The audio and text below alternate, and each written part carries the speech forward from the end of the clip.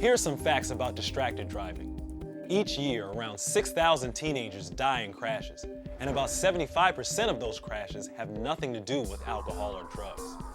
Teenagers are 4 times more likely to be in a crash compared to other drivers. Here is the challenge for the many people who have contributed to the making of this film. Most drivers, whatever their age, think that while others may be stupid or incompetent behind the wheel, they themselves are excellent drivers who are fully capable of multitasking. Do you ever multitask when you're driving, doing things like listening to music, eating, talking on the phone, that sort of thing? Yeah, I definitely do. I'll talk on the phone sometimes, or I'll eat food, or pretty much whatever I need to do, really, while I'm driving. Sometimes I'm texting or I'm on the phone. I eat, I talk on the phone occasionally, and sometimes I'll even text a little bit, play with my iPod, change the radio station. A lot of times I'll touch up my makeup or try to grab a bite if I'm late to something. Eating and drinking, fiddling with a radio or GPS device, putting on makeup. The list of possible distractions is endless. But by far, the most common distraction is using a cell phone. At any given moment, 10% of drivers aged 16 to 24 are on their phone. Here is the story of one such driver.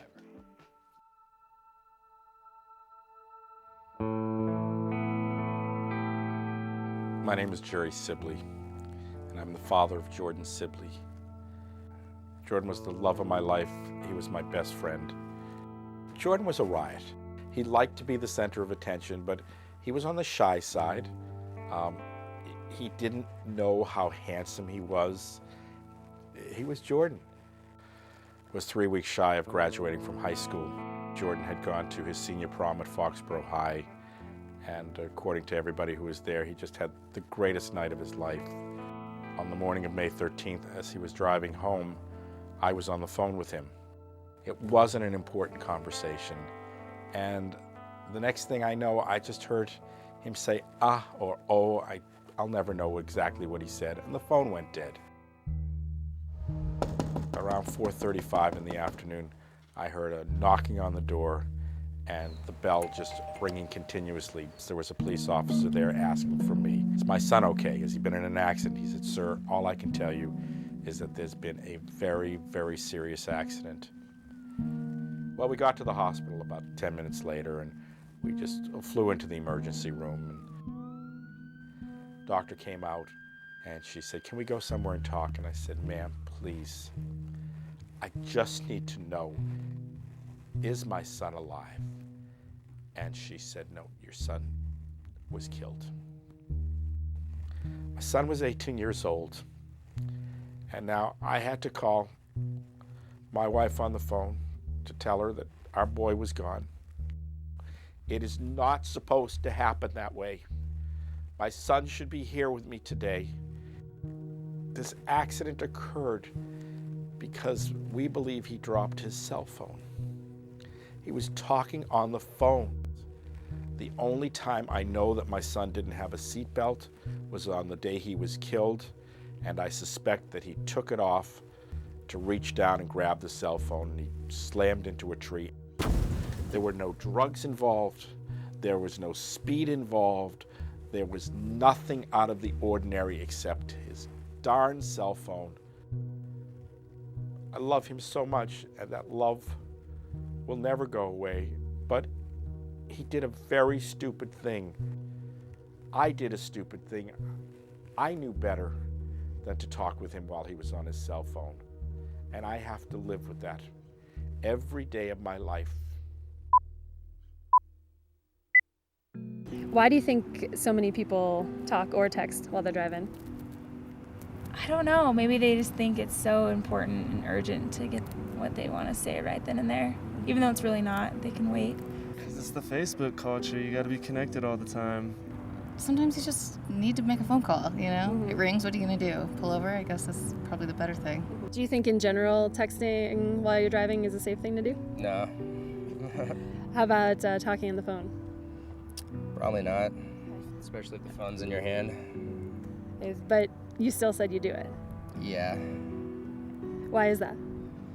It's just because I feel like my driving's safe enough and that as long as my eyes are on the road, I'm fine to do that. I feel like I'm safe as long as my eyes are on the road. How many of us have said or thought that? The research paints a different picture.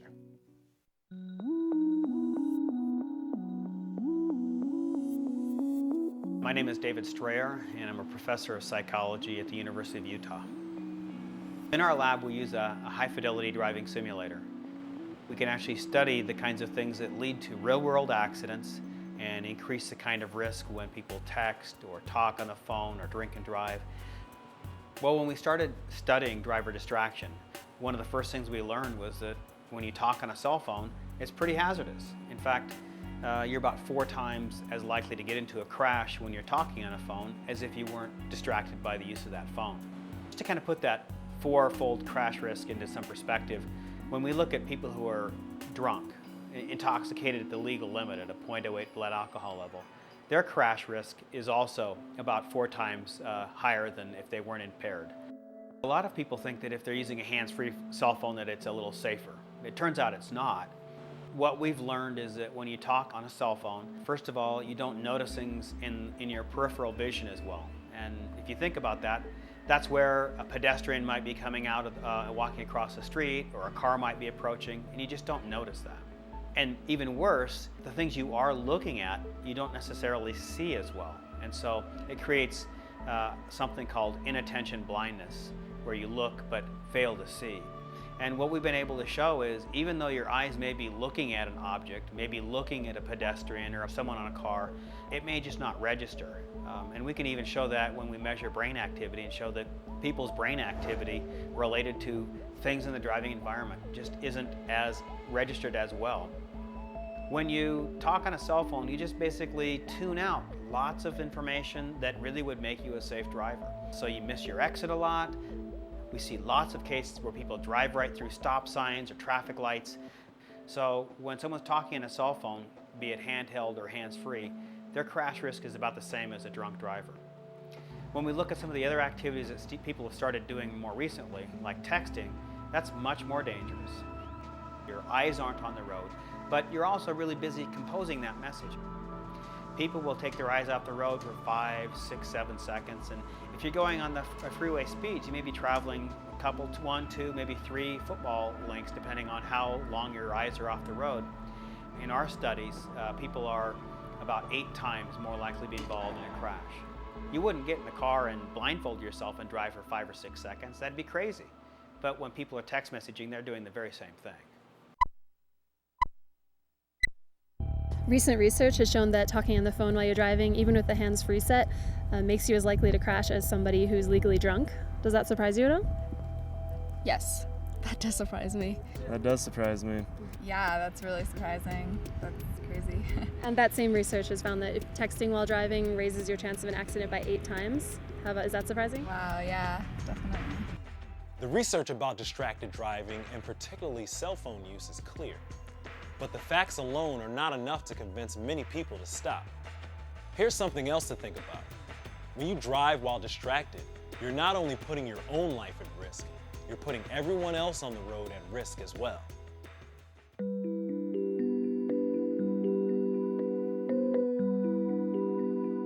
My name is JC Good. The date was May 18th of 2008, and it was one of the best mornings of my life. I graduated from Muhlenberg College and spent the morning with my whole family. It was wonderful. And then my parents and I packed up our car and hit the road and got about halfway home when an 18-year-old young man was talking on his cell phone, approaching a red light, and then turned left without really checking what he was doing. And a tractor trailer traveling in the opposite direction as us swerved to miss him and hit our car full force. And after that happened, a paramedic found my mother with no heartbeat, my father with a very faint heartbeat, and I wasn't breathing. So he moved my head and I took a gasp for air, and they got me to the hospital, which was only about 10 minutes away. I believe I was in a coma for about a week. My most severe injury that left me with, I think, a 10% chance of survival was a very severe traumatic brain injury on the right side of my brain, making the left side of my body not work. So I couldn't move my left arm and I couldn't move my left leg for months. At this point, the rehabilitation is keeping the muscles in my arm stretched out, that if they aren't kept long, that they'll shorten and then I'll never regain the function that I once had. And for my leg, at this point, it's mostly strengthening exercises because I didn't stand up for almost 4 months and I had so many broken bones that I wasn't allowed to stand up. So my left leg just lost any strength it had. So now it's just trying to regain the strength that I once had. I think I definitely have a mission now, and I have to make something good out of the worst day of my life so that I can make a difference and that I can help save people's lives so that my parents' deaths can have meaning. There's just no conversation that can possibly be that important that it's worth your own life or other people's lives on the road. I mean, for my parents and I, we were at the wrong place at the wrong time. It could be anyone. It could happen to anyone, anytime, anywhere. No one should be putting people at risk for that. When I see someone talking on a cell phone while they're driving, I think they just have to be a moron. They must not open the newspaper or read news ever because it's all over the news now that this is just the worst idea you can have. It's just not safe, and I can't do it. Why do you think it's not safe? Because I can't focus on two things at the same time, especially two things that require a lot out of me, such as driving and texting at the same time. So that's why. Do you think a lot of your friends feel the same way that you do? No. I know a lot of people who do actually talk on the phone and text while driving. Do you think that talking on the phone while you're driving is a safe thing to do? Probably not. Okay. But you said you still do it. Oh, sure. Research at the University of Utah's driving lab has shown that almost 98% of us are not capable of driving safely while even just talking on the phone. And texting is incredibly dangerous. Here's another story.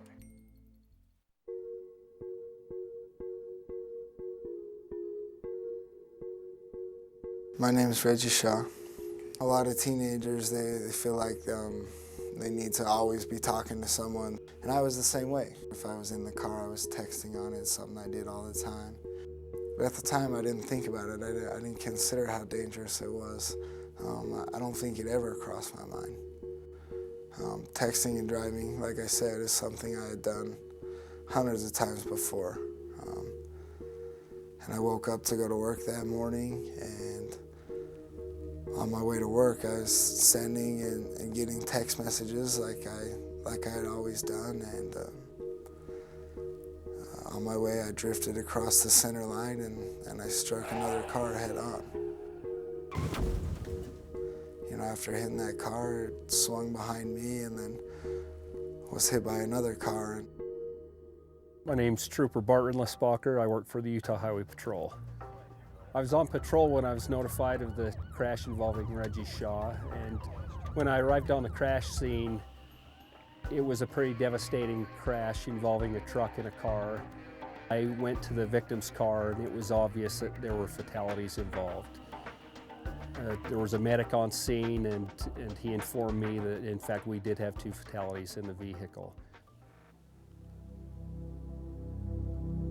I just remember kind of going in shock. My heart stopped,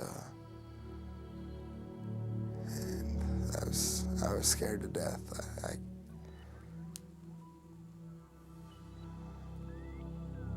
I couldn't believe what I had just done.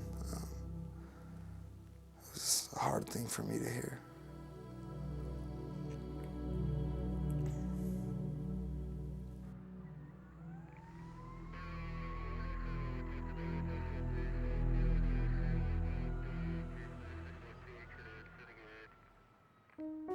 My name is Megan Odell. I live in Logan, Utah. Heard ambulances go by, cops, sirens, everything. One of my mom's neighbors came to my house, knocked on the door. She said that he'd been killed in a car accident. My dad was my best friend, did everything with me, never hesitated helping me with homework, and if he couldn't find the answer, he didn't know the answer to a question, he'd work on it until he could find it. We'd go outside and we'd look at the stars, and he'd tell me where the planets were. Miss talking to him all the time. Like, I wasn't taught in high school not to use your cell phone at all. That was never brought up. It wasn't something anybody my age thought about. Me and all my friends used to text and talk on the phone, and ever since, there's no way. 50% of teen drivers report sending or receiving texts while behind the wheel. The consequences can be deadly. The grief felt by family members and friends is long-lasting, and for drivers like Reggie Shaw, there are feelings of remorse and guilt that never go away. But there's more to Reggie's story.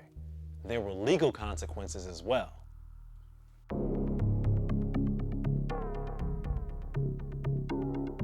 My name is James Swink. I am the Cache County Attorney in Logan, Utah. Reggie Shaw was charged with 2 counts originally of negligent homicide. It was a Class A misdemeanor. At the time he was charged, the state of Utah did not have a texting law, and where we had 2 deaths involved in this traffic violation, we felt it required something more than crossing the center line, and he was charged with 2 counts of negligent homicide. I pled guilty, and we agreed to 30 days in jail, and it was around 300 hours community service. You know, I think back now, and I said 30 days is not that long. At the time, that was the longest period of my life, most miserable period of my life. There's people in there, they don't care about you, they don't care where you came from. They don't want to hear your life story, they're not going to feel bad for you. And a lot of people in there called me a text offender. You know, I think about that, and it's just terrible. It's made me feel terrible. 30 days is probably the lightest sentence we'll see, and I don't think it was enough, given the deaths that were involved in this case.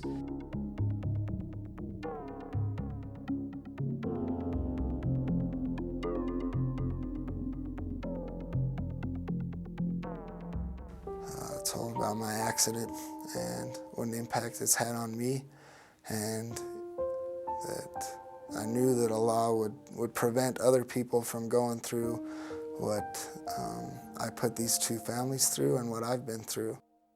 Our state legislature passed a texting law in 2009, and that law basically says if you were texting, if you sent a text message while you were driving, you can be charged with a Class C misdemeanor.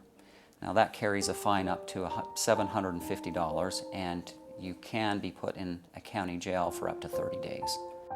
In addition to that, if you cause serious bodily injury to another person while you were texting and driving, you can be charged with a Class A misdemeanor, which carries a jail term of up to 1 year and a fine of $2,500. If you cause the death of another person while texting and driving, if you were criminally negligent, which is what we charged Reggie Shaw with, you can be charged with a 2nd-degree felony, which carries a prison term of 1 to 15 years in the Utah State Prison and a $10,000 fine. Utah has some of the stiffest penalties concerning cell phone use and driving, and many other states are following suit. In many cases, lawmakers are being prodded by people whose lives have been forever changed by distracted driving crashes. These advocates are organizing to change how we think about driving.